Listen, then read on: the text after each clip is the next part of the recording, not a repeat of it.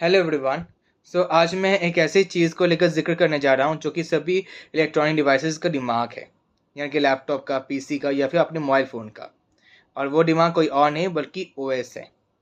OS क्या होती है?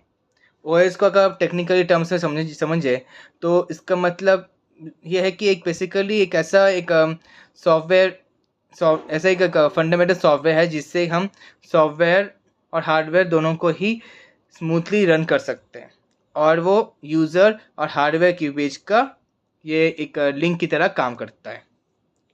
यानी कि जैसे कि एग्जांपल देता हूँ, मानो कि कोई ऐप्स यूज़ कर रहे होते हैं या फिर वो यूट्यूब यूज़ कर रहे होते हैं, तो यूज़ कैसे होता है, उसके नोटिफिकेशंस कैसे आ जाते हैं, फिर ऐप्स इंस्टॉल होती कैसे है, इस सब के पीछे ओएस का एक करिश्मा है।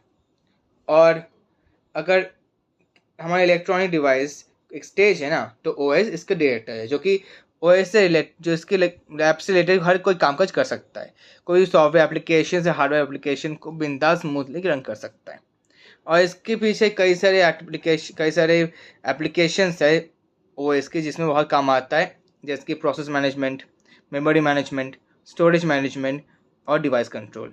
प्रोसेस मैनेजमेंट मीन्स कितना कितना ये जैसे कर कैसे समझाऊँ, कितना ये डेटा यूज़ हुआ है, कितना डेटा स्टोर होगा, उस सब के बारे में उस सब के बारे में ही ये काम इसके बारे में ही सब कुछ ओएस ही मैनेज करता है। साथ ही साथ ऐप कैसे चलेगी, क्या करेगी, वो सब ओएस ही देखता है। फिर इसके बाद आता है मेमोरी मैनेजमेंट। मेमोरी मैनेजमेंट में रैम और रोम दोनों ही वो मेमोरी को देखते हैं, मैनेज करते हैं और यूज़ करते हैं जिसकी सिस्टम हैंग ना हो जाए।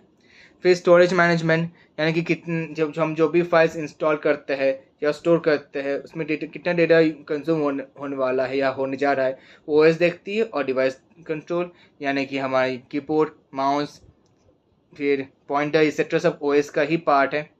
और उसमें कई तरह के ओएस भी अवेलेबल है जो कि हर जो इलेक्ट्रॉनिक डिवाइस यूज़ होता है, जैसे कि विंडोज़ हुआ जो कि सबसे कॉमन ओएस है, हर लैपटॉप में यूज़ होता है।